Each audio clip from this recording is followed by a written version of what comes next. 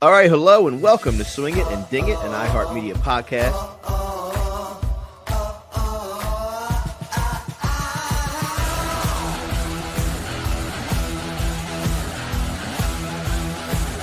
Man, this is a birdie fest.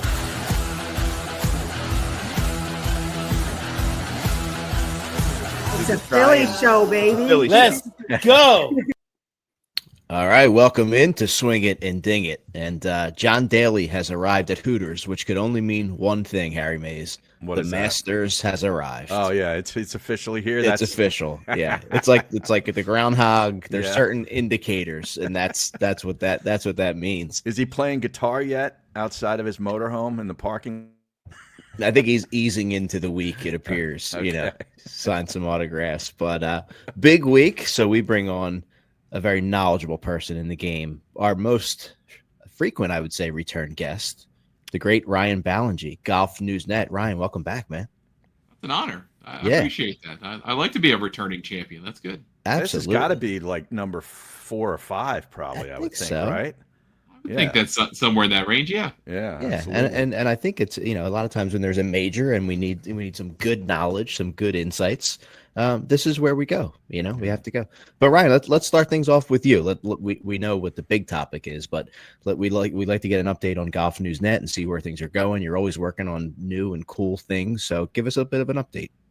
Yeah, Golf News Net TV is going pretty well. We've got distribution to a bunch of platforms, still adding more here and there, adding more programming as well. And then next big step for us in this journey is to come out with apps for the major TV platforms. So Samsung, Vizio, LG.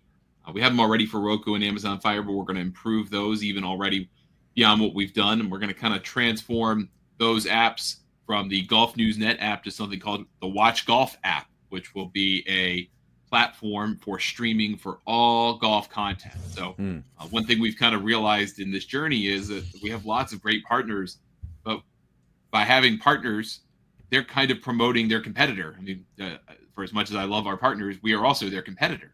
And so we wanted to create an app platform and a streaming platform that was more agnostic, took the Newsnet out of it, kept the golf. And by having that, we can have channels for all of our partners that people who download the apps once they come out can subscribe to. Those partners can upload that content and monetize it just like they would on YouTube, except it's for TVs instead. We'll be able to show more fast channels, including ours, not just ours. And we'll be able to do that a whole lot easier across all kinds of TV platforms, make it really easy for everyone to access it that wants to watch it. And for our partners who create the content and want to show it, they don't have to pay the money every month to have apps on all of those platforms, which can pile up in a hurry. So that'll be coming toward the summertime. We're working on the development. Okay. Beautiful. Very cool. Well, as we are a day or day and a half away from the start of the Masters, what is your impression of the season thus far heading into the first major? I feel like a lot of uncertainty. I feel like going into the 22 Masters to a degree, and certainly last year's Masters, it felt like it's Scotty Scheffler's world and we're all just living in it. And who's finishing second? Who's coming in second, basically, right? It's Scotty versus the field, and the field lost last year. And this year, it doesn't quite feel that way. I mean, I think there is a very clear top 3 players in terms of performance. McIlroy's the best because he's won twice, which he's never done in his career before the Masters. That's kind of crazy. And big events, too. He won a TPC Sawgrass for the second time in his career. Those are big deals. Colin Morikawa was the second best player on the tour. Hasn't won, but strokes gained wise has been phenomenal. And then you got Scotty Scheffler, who obviously didn't get to make a couple of starts because of whatever happened at Christmas with glass in his hand. But he has played very well, just not to that dominating level that we came to expect last year. So I think there's a degree of uncertainty about. And then throw in Xander Schauffele, who won 2 majors last year and has a rib problem. But it seemed to found something at the Valspar that gives him a lot of confidence going into this week. I think you have a core 4 players that are probably most likely to win here. Yeah. Well, let's do an extensive recap of the Valero Texas Open. Brian Harman won. All right, now to the Masters. No, but real quick on Brian Harman, right? His 4th PGA Tour win, 3-shot win. Sunday 75, highest final round winning score since John Rahm at the 2022 Memorial. But here's a guy, he has no top 10s in 2025. He misses the cut at the Players. So there's a lot of that too, right? Right. Seems like just like streaky uncertainty to your point, but like also some guys that are flashing some greatness. You see guys like JT, Spieth, like some of the, you see like little flashes of like, are these guys going to be back? I thought the Brian Harman thing was winding down. I always say to Harry, like I'm not super pumped about seeing him in the Ryder Cup. I just he drives too many waggles for Moose. Too many waggles. Yeah. That little fella. I think I have a thing against real little people. But you know, he gets it done and he gets the win. It was impressive because that was a rough Sunday out there for sure. I will forever be a Brian Harman fan because he paid me a lot of money for that 110-1 ticket at the Open. So he can be 5'0", 7'5". I don't care. He made me some money, so I'm a Brian Harman fan. But to your point, it wasn't the sexiest thing on Sunday to watch him and Andrew Novak have a pillow fight at TPC San Antonio. Really, the whole weekend was a pillow fight. It was just tough sledding out there. So. The takeaways, I guess, for me are Harman's not winning the Masters because that doesn't ever happen. It's only happened a couple times ever. And then I think you got to take some solace that Tom Hoge played well. Yeah. Kind of makes him a sneaky, interesting guy in the 250 range for this week. I'm not saying pick him, but makes him interesting. And then Matt McNeely kind of popping up again after a little bit of a down period after that win in November. And then the good feelings coming out in the West Coast swing, just kind of downward trend in the Florida swing. So I think those are probably my positive. Yeah, I had Bud Cauley. He was my guy last year. Yeah. What a story, right? Yeah. I mean, he's come from basically just playing for his life out there every single start, and now he's in great shape. I mean, he's got a really good chance to be in the signature events the rest of the way. It's a hell of a story. But I do like the fact that Brian Harman reduced the size of the skillet on the end of his putter shaft coming into this tournament, going with that prototype SKZT, which I guess stands for Zero Torque, the tailor-made Spider, and it proved to be a worthy item for him to put in the bag. That is one thing I have noticed that for all of the stuff that Lab Golf has kind of brought to the conversation about their putters, their primary technology, Zero Torque. And now pretty much everybody is copying it currently or has copied it. And their differentiating factors kind of going out the window. Yeah. What did you make? TaylorMade's got a hold of it. It might as well be done. What did you make of Jordan Spieth's play over the week? I mean, he showed, like Moose was saying, flashes. You know, you saw what he did on 17 on Thursday. He hits it way right. He's got a crappy lie with a rock behind his ball about 2 inches, so he's got to go real steep on it and puts it to a couple of feet and makes birdie. And then birdie on Thursday. And then it did the same thing, but hit it into the finger of the bunker on the left in that big bunker and ends up making birdie out of there. He can make birdie from anywhere. It's he's still got that capability. What do you think about him coming into this week? Based off of what you've seen thus far. It made me immediately think of what he did at Phoenix, where he had to like putt it or something like that under a bush, and then got to the next bush, and then on 11. That was on feet. 11. Yeah. I mean, just it's unbelievable. If you started playing on the PGA Tour where you had to start every hole in the woods, Jordan Spieth would be world number one. Exactly. But they don't, so that's the problem. But I mean, I think you're right. I mean, I think there are flashes to it, and he does this every once in a while. We're like, well, maybe Spieth's back. Spieth's back. We're getting to the stage where it's been 7 years since he last won a major, and it's kind of getting into Rory territory of how long's it been? Mm-hmm. And I know McIlroy's been longer. Now we're in the 11-year range, but it does feel like how long do we want to hold on to that rope of hope with Spieth, knowing what the roller coaster is coming with him? If you want to put your U.S. dollars to work on Jordan Spieth this week, I salute you, but that is not an experience I want. Well, speaking of balls in the woods, don't forget, tee off with top-tier balls without the top-tier price. BuyMyBalls.com. Top quality recycled premium brands for a fraction of the price. Go to BuyMyBalls.com. That's balls with a Z. How about that segue, Ryan? That was a good segue. I like that library. Yeah. Media professional. Thank you. So we head to the 89th Masters, and Ryan, I saw you shared the story today. Brooks and Rahm regrets. They've had a few, it seems, right? It seems like there is. We've heard a little bit with Rahm. You've heard rumblings with Brooks. It seems to be coming to the forefront more and more. What do you really read into this? I mean, I think these weren't particularly big secrets. Jim Nugent at Global Golf Post wrote a column about it, citing one source. I mean, I maybe it's the same source that other people have that I have, but I got the sense pretty early on that Rahm wasn't particularly happy with his decision and thought he was going to be a bridge between the PGA Tour and the Saudis, kind of force their hand, force the PGA Tour to say, okay, we'll just do a deal. And here we are, almost 2 years after the framework agreement was signed, and we're no closer. In fact, I think we're farther away than when we started, to be honest. Wow. Just because they've had so much time to negotiate, so many starts and stops, so much kind of cold response from one side or the other at a different time. And now you've got the Saudis, particularly Yasser Al-Rumayyan, who is stuck on this idea. Team golf is a thing people want to invest in, and that it's a valuable thing, and that he doesn't want it to go away, and he doesn't want Live to go away. And the tour is like, well, why would we sign on for that? We are trying to take your money, but we're also trying to take your intellectual property. We want Live to be some kind of 3-event series or 4-event series, and that's it. And we let it disappear. That was the point.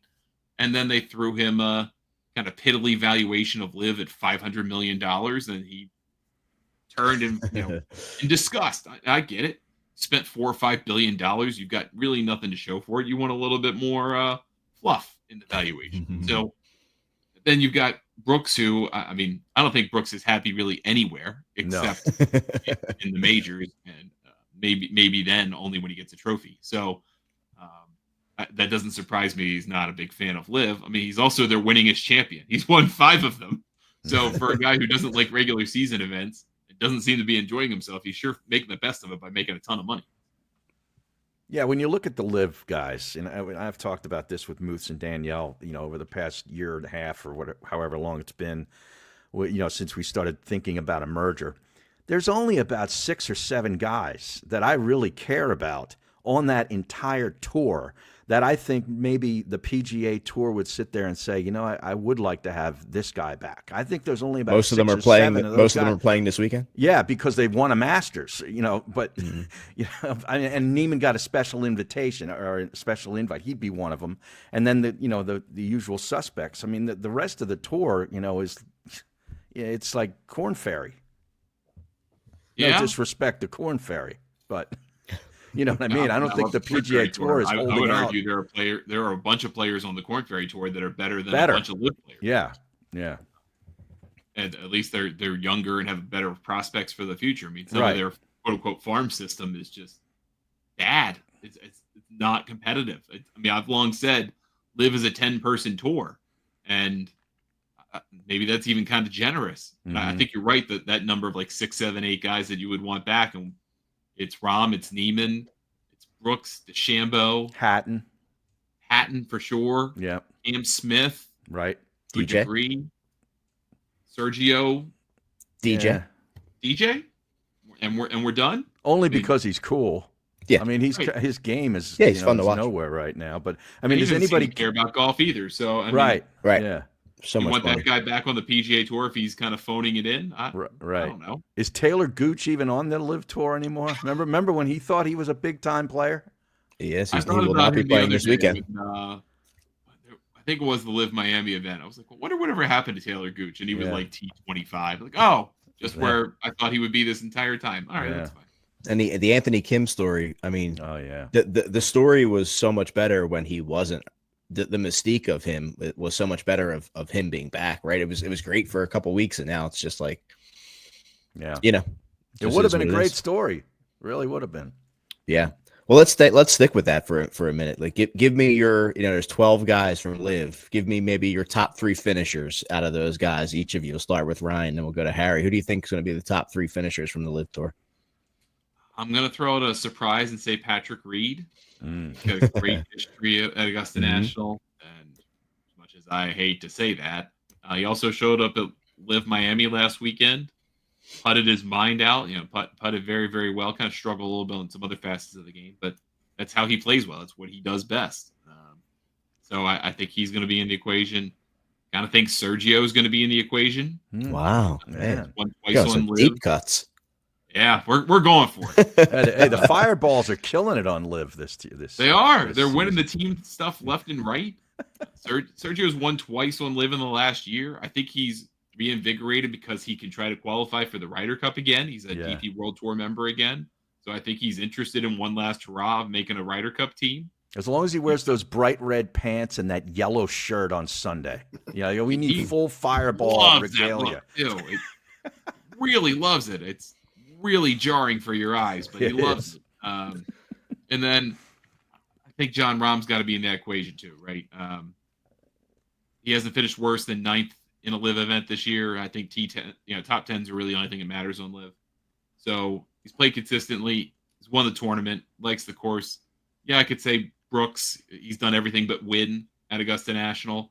And I guess you could say Bryson because he's starting to figure it out. I feel like we got some signs of that last year, but I'll go with some deeper guys and throw in Rahm there too. Cool. What do you think, Harry?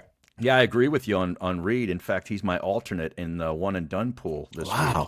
Yeah, that's the only guy that on Live that I thought of even putting as an alternate because of his success there and his terrific short game. As far as the second one, I might go with Cam Smith at number 2, just simply because of how well he plays there. He's not doing anything great at all on Live. In fact, some weeks it's like he doesn't even show up. But something happens to guys when they drive down Magnolia Lane that have great history there. It comes back to them. And I think he'd be my second guy. And as far as third, I'm out on Rahm right now for various reasons, but I'm going to go Bryson. I like it. Yeah. My 3, I was going Bryson, Neiman, Cam Smith. Neiman's got to show up in a major. Like he's been really good, but not great in majors. So maybe this is the week. Yep. Now, the other big story going into this is the winner on the Champions Tour last week. Oh, yeah. Angel Cabrera. What do you guys think about that story? El Pato? I don't think he should be playing this week, to be honest with you. I'm kind of surprised that Augusta National's willing to take the chance and allow him to come back with all the domestic violence, 20-month prison sentence stuff. Pretty shocking, right? If we get anywhere near the leaderboard. But, okay, let's see what happens. What do you think, Harry? Yeah, I was kind of surprised. I was surprised. Did you watch any of the Champions Tour? I did not. I did not. But they've had very interesting winners in their past 2 events, as a matter of fact. But I did not see any of last week's. Saw that today that he won and that he was in the field, as a past champion. I don't like it, but the guy did serve time. It's not like this is one of those deals where he was accused of something and kind of weaseled out of it, through lawyers. He actually went to prison for a couple of years, and I gotta give the guy a second chance. All right, interesting. I'm very curious to see where or how he plays. Right, yeah, having success on a Champions Tour. I mean, look, Phil. I mean, what did Phil finish last year? Was he top 10? I know he was like. He and Brooks finished in the top. Was it 2 years ago? I think that was 2 years ago. That was 2 years ago. They finished second. E2 with Brooks. Yeah, that was insane. Yeah, I don't know where he finished last year. You think Phil is in the top 20? Kind of interesting. I mean, he's played better the last 2 Live events. He's in amazing shape. He is. I saw a video of him. I had no idea it was like. Yeah, he looks terrific. Yeah, I'll take a flyer on him in a top 20. Yeah, wow. Yeah, I think you get an interesting number on that. Yeah. Can I get a number on how many darts over under that Angel Cabrera is going to smoke during the 4 days or 2 days, however long he lasts? I love watching those guys that smoke. It's so great. He hasn't evolved to a vape. He's still on the darts. I think he's smoking. He's still with the darts, like that 1966 photo of Hogan and Palmer. Great picture. So we only have 3 back-to-back Masters winners. You have Jack, 65, 66, Faldo, 89, 90, Tiger, 0102. So when we look at the board here, when we see the line, it's been this similar spread, right? You have Scotty Scheffler 450, Rory 600, and then a drop. Then you have Colin Morikawa, who seems to be the darling this week to win at 1400. To your point, Ryan, coming into this, Scotty, I think the hand injury has been a little bit more than maybe, he's been letting on. I even noticed him like moving his grip around and stuff early coming back. So maybe that's affecting him, but he's also a guy that, like, if he's feeling it in the week, everyone else is screwed, right? He's just going to win the tournament. Do you think that those odds, the way that they're laid out, are fair in your estimation going into this? I mean, no, but he's a two-time winner of the three best players. He's the only guy that's won it. So I guess if you're trying to weight it from that perspective, yeah. But telling me that Scotty Scheffler sub 5-1 hasn't won this year. He's trying to do something only three guys have ever done. That's not very attractive. I mean that's why I've gone with Morikawa this week as the me too. guy that's sub 20. Yeah, it's interesting. The only price is worth betting. Yeah. It's true. It's true. When you look at the most bet golfers to win the Masters, it's not Scotty. Scotty's fourth, even though his odds are first. You have Rory has 15% of the win money. Bryson has 10%. Colin Morikawa also at 10%. Scotty Scheffler has 9%. And who do you think's in fourth place with 6%? Any guesses? JT? Spieth. Ludwig Aubert. Oh, Aubert. Oh, what a terrible mistake. Yeah. Did finish second last year, but yeah. He's not feeling variable. It's too up and down. It's hard to ride that. It's not speed, right? But it's hard to ride that wave when you know what he can do, but also what he does when he does go poorly. It's atrocious. Yeah. It's just not consistent enough for me. In your view, what does Rory have to do to put himself in position to be there on Sunday? I'm not going to say win, but to be in a position to win on Sunday. Because I have one thing that I know he has to do. I mean, not three putt. That's one thing. But I think he has become an astute observer of how Scotty Scheffler wins tournaments and seems to have kind of fallen in love with that. So if he could just take the Scotty model and know when to play away from flags, know when to take his medicine, just try to make pars. I mean, I think he's got all the shots. I think he's demonstrated that enough times. Just you can't crap the bed when it's all on the line. I think he's kind of learned a little bit of that this year. First round score needs to start with a 6. Yeah. 69, 68, somewhere around there. Not too, nothing crazy. But he's got to get out to a better start. This guy's always behind, playing off the back foot. I was looking at Tiger's 5 Masters wins, and I knew this, I think, for a while and then forgot it. 4 of his 5 Masters wins, 05 is the only exception.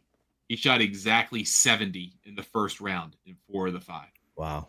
And that I just find that fascinating. That was the number he liked. That was like, hey, I'm not out of it, but I'm in. Right. Yep. I think I like where you're at with it. 68, 69 is probably more comfortable for McIlroy. Right. All right, well, we'll get you out of here with this one. Who's putting it on? It's Colin Morikawa. It's the only price worth betting. He's the second best player, strokes gained wise. He's been so close so many times in so many majors, not just this one. And I know his round 4 strokes gained is just very bad to look at. But if he could just not for one Sunday, he's going to win a green jacket. Yeah. And then from my wallet standpoint, I hope Sepp Straka wins because I will be flush with cash if he wins. Didn't Morikawa double the 9th hole last year on Sunday, and that kind of took him right out of the mix? Yeah. He got stuck in a bunker on the left and then just made a mess of it. Yeah. Yep. And I was talking to somebody the other day because I said that's who my guy is in my one and done pool, and he says he doesn't hit it far enough, and I'm like, no, he's not 320. He averages 290. I mean, isn't that far enough to put yourself in the mix with his iron game?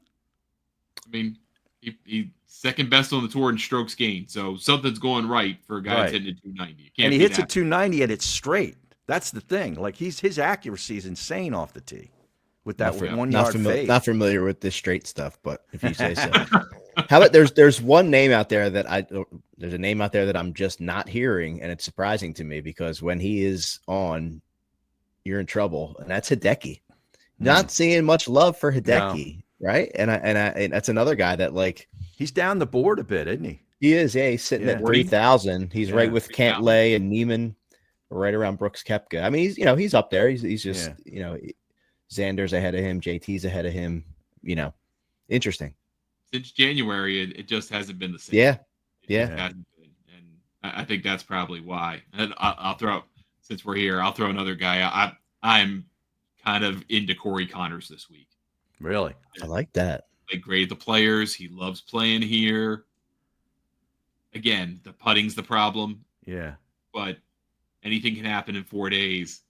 And I feel like that's an attractive price, too, for someone that I don't feel like many people that aren't Canadian in my timeline are. He's a terrific iron player, no argument. But he just doesn't seem to have that killer instinct that you need, I think, to really put the foot down on a Sunday in a major.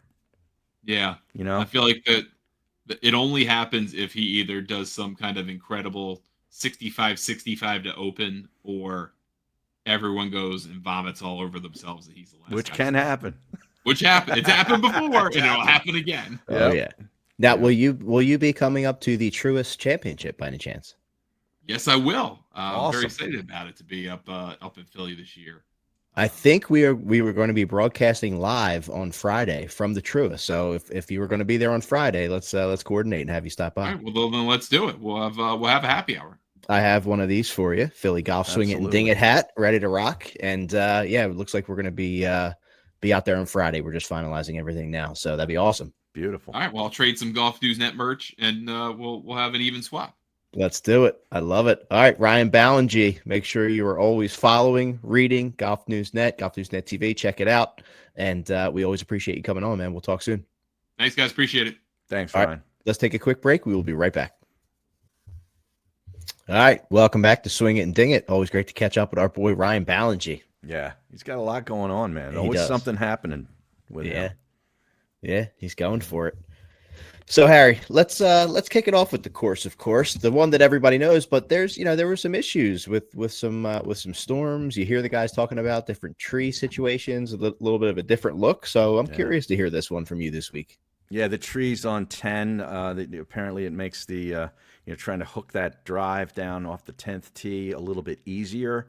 And on 3, there was always these overhanging trees on the right-hand side on that short but treacherous par 4 that like impacted guys, maybe trying to take a big draw up there to try to get it up close to the green. Those trees are no longer there. So I know those were 2 big spots. But yeah, Augusta National Golf Club, Alistair McKenzie and Bobby Jones's classic built back in 1933. Perry Maxwell has also come in here and reshaped and redone some of the holes. Robert Trent Jones was also involved on the 16th hole later on, but it's a par 72, 7,555 yards. Greens and collars are bent grass, so no Bermuda now. They're going back to bent grass greens. Approaches, fairways, and the second cut are all rye overseed. They don't call it rough at Augusta. It's called the second cut, Moose. The average green size, 6,486 feet. There's only 44 sand bunkers. That beautiful white sand from western North Carolina. 6 water hazards, and it's in play on 5 of the holes. And that's all on the inward 9, the closing 9, the second 9, if you will, is where the water comes into play. There's 4 par 5s, 2, 8, 13, and 15. 4 par 3s, 4, 6, 12, and 16, with number 4 being the long one that stretches out well over 200 yards. They can get that up to about 240 from that back tee. Totally iconic second 9. I mean, Amen Corner is as good as it gets. You see it over my shoulder there, the Rays Creek, and the 12th hole, which is called Golden Bell, the 11th hole, White Dogwood, and the 13th hole, which is one of the coolest par 5s in the world, and probably the prettiest golf hole on the planet, Azalea, number 13. But I don't really need to go into these holes. Everybody knows them. It's the greatest walk in golf. I've been there for the practice round, and I can tell you, TV does it a lot of justice. but you got to go. You talk about a bucket list. Oh yeah. Forget about There's no bigger. Yeah, there really isn't. I mean, play Pine Valley and go to Augusta for the tournament. I mean, that's something that I've done, and I feel so fortunate to have said that I've done those. But man, you got to get there.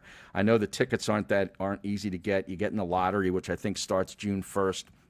And it only lasts for about 3 weeks. I think they cut it off like June 20th, and then they let you know like a month later if you got it.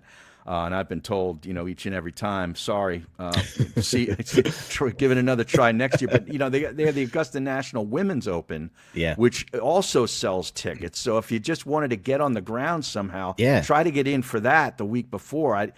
They don't sell as many tickets, but maybe the demand isn't all that great either. We're going to try to do that as well. So the greatest golf tournament in my opinion, and just a magical place. And one of the greatest events in sports, period. Like, I don't know of anything more iconic than the Masters. Yeah. Right? Like, the play, it looks fake. I'm looking right now at live from. It looks like a fake place. Yeah. It's funny when they're not funny, but when they talked about the storms coming, they're like, oh, I wonder if there's going to be that. I'm like, it'll be fine. Mm-hmm. Oh, yeah. They'll figure it out. It will be completely fine. Yeah. Well, they got the sub-air system underneath these greens, too. So it could rain 2 inches. Well, like it did on Monday, and they're going to suck all that moisture right out of there. They'll get these greens the way they want them. I know they're going to get a little bit of rain, I think, on Friday.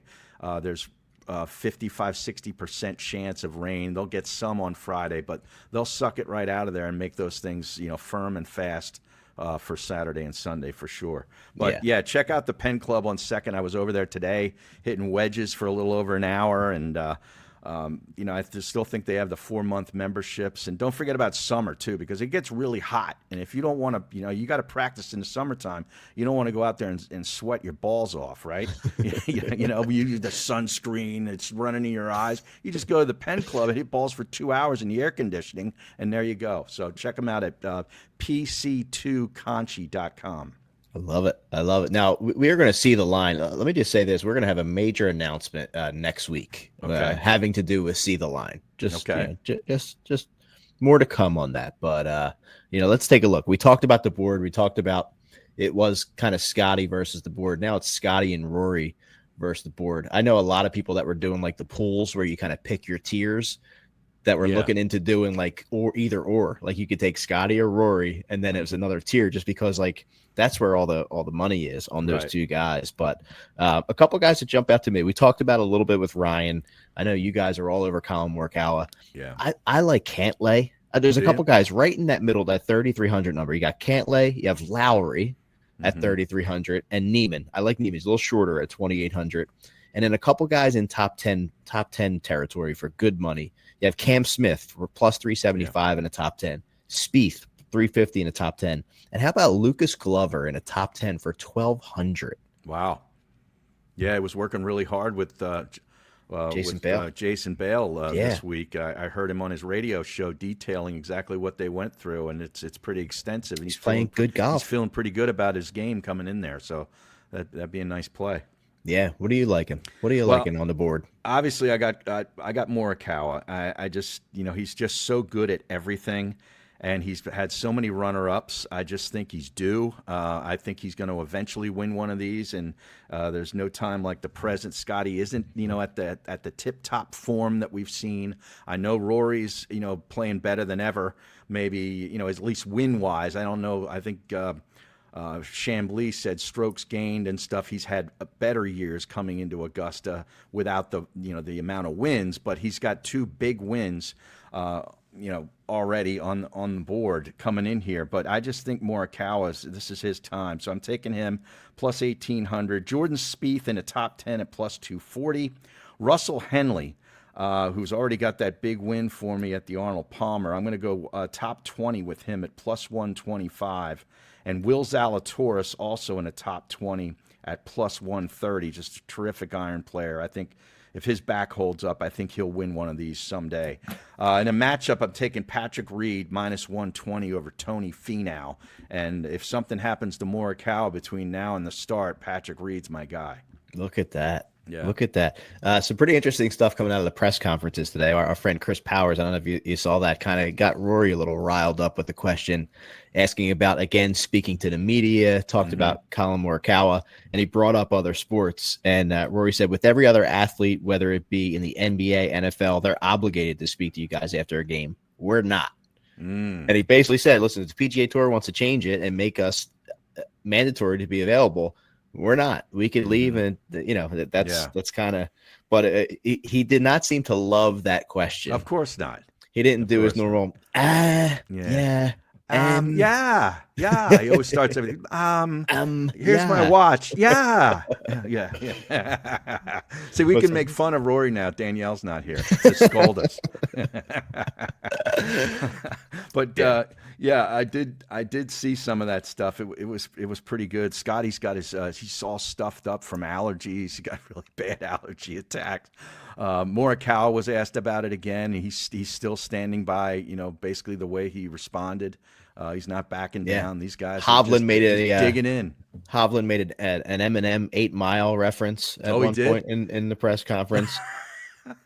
Yeah. Did you see the sweater he was rocking earlier in the week? Oh, yeah. Oh, my God. How about Bryson's quote? I mean, he has a way with words. He said, it's just trying to get that dialed in head, that perfect head. Yeah. I mean, isn't that what we all strive for? Oh, of course. I mean, I'm striving for that on the driving range. Yeah. Yeah. Well, speaking of the driving range, I have an admission to make, and I'm not proud of this at all. And I think I need to have a deep look inside myself, my personal situation, my work life. Yeah. I haven't played a full round of golf in 2025. Wow. Yeah, I hate to do it to myself. Oh, man, I hate to do it. I need to let that sink in. Yeah. That is something. That's powerful. Yeah, I maybe have had like 2 range sessions. Okay. And 1 simulator session, but in my mind, I'm way ahead of the game. Just because of that 1 sim session, I felt so good. I don't even know if I have to play. I'm better. Wow. Yeah, they're all figured out. Yeah, what? I might just pencil in a lower cap. I think I'm good. I don't even need to prove myself and play the game. I know in my mind that I'm better. Wow. I never saw it. I did not see this coming. It's incredible. I don't want to go out there and mess up what I'm thinking of myself, right? Right. Just keep it indoors. Yeah. How about your game? Talk about your game. You're out there all the time. I got out. You're a win player. It doesn't matter. I got out in some awful conditions on Sunday. I mean, it was raining. It was been brutal. windy, just brutal. And that's played a big factor too. Yeah. I don't play in I'm not happy about going out in that. I just do it because I'm like, I got to play. But I played pretty poorly on Sunday. And I've had 2 indoor sessions at the Penn Club this week. I'm going over to 1912 Club tomorrow to work on some things. But I played poorly on Sunday. The first couple holes just got off the tee really poorly, and that sets you up for bad things at 1912. But did some good things too. I mean, I'm focusing on the positives, and there were definitely positives. The short game is getting better. The putting is getting better. I made a commitment to get things to the hole this year, and that's happening. And I'm dropping a few more putts. Maybe they're for bogey, but they're dropping in. So there's that. But I feel sort of like Max Homa today. Did you see Max Homa on the range? Apparently hit 240 practice balls on the range at Augusta, and they tracked. He had a caddy breakup, by the way. His caddy left him. Apparently, yeah. Joe Greiner, who he'd been with, for his entire professional career on the PGA Tour at least, left him and is now with JT. Oh, how I about didn't that? See that part. Yes. And Homa and Joe Greiner are still great friends, and he understood he had to do it. I mean, Joe Greiner needed to make some money, and he's missing cuts week after week after week. That affects the caddies. I know they get a stipend or whatever arrangement they have, per month or per week or whatever. But he needs to make more, so he'll leave. Wow, amazing, isn't it? Yeah, and this Masters marks the last one for Bernhard Langer. 67-year-old Bernhard Langer, 2-time winner of the Masters. It's his final appearance. It'll be his 41st Masters. How about that? Wow. Yeah. Wow. I could see him getting a top 20. The Well, guy's a machine, right? Like, he says the golf course is just too much for him. He could handle about 7,000 yards, but 7,500 plus is just too much. You think about it, that's like an extra par five. So, 4 or 5 more shots added to the score. So, he's hanging it up. So now the good thing is I have some like golf events each month, right? In April, I'm heading down to Hammock Beach. And in fact, nice. next week we have Louis Giovacchini from Hammock Beach joining us because that place, it looks phenomenal. I can't wait to get down there, but 2 beautiful golf courses. We'll hear more about that. May, I am heading back to Casa de Campo. Oh, wow. And I actually just booked my rounds. Our friend Robert Bertel. I mean, I am thrilled about this because we were a little bummed because Teeth of the Dog is closed, as we remember from having Robert on. Right. But we're playing Die 4, and Robert was able to, I don't even know if I should say this out loud because I don't know if this is, I don't want to put this out there, but the super private La Romana Country Club, which you can't even find really pictures of. He got us on that to make up for the Teeth of the Dog absence. Wow. Now, which is us? Tremendous. A bunch of the boys. So we got we got Greeny, we got Barefoot Dom. Okay. Tony, cousin Tony. Mm-hmm. Mike Weiner and a couple Southwest guys, DeMarco, Tommy Eisenhower, and Greeny's boy Nate. I think that rounds out the 8. There's a full 8 of us going out there. Yeah. So really looking forward to it. Then I have the Green Valley member guest in June. Okay. And then Pebble Beach in July. Yeah, we'll see. So I have like my monthly stuff lined up. Yeah, you got stuff lined up. You're paying your penance right now. But I gotta get I want to be playing well for all of these things. So I gotta get out there swinging the clubs. Like I want to be playing decent for all of these things. Well, the weather's going to turn after this week. Apparently, it looks like it's in the 50s and 60s for the next week. That's what I need. So that's what I need. Yeah. How's the legacy club? Is it greening up? Because 1912 is getting greener by the hour. It is with all the rain. Yeah. Yep.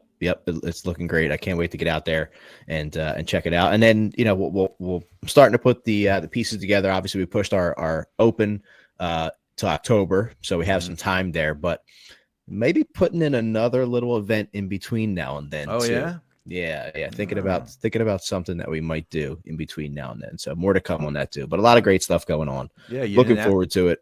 You announced the Truist thing with us on the Friday of the Truist weekend. Yeah, and of course you teased the big announcement coming up. Next week? Yes. Yeah. So big stuff happening. Yeah, hoping to get everything confirmed because and we'll post it on social media where we'll be, but obviously we'd want everybody. It'll be a Fox Sports The Gambler, Sean Brace, the Daily Ticket, Swing It and Ding It combo live broadcast from the Truist, from Philly Cricket. So we'll let everybody know where we're going to be so you could stop by and harass us and heckle us and throw stuff at us. Absolutely. Beautiful. All right, Harry, we'll be back next week with Danielle. We'll be back next week with Louis so you can hear more about Hammock Beach. And it's Masters Week. There is nothing better in the world of golf. So can't wait to soak it all in over the next couple days. Back next week. Thanks for listening.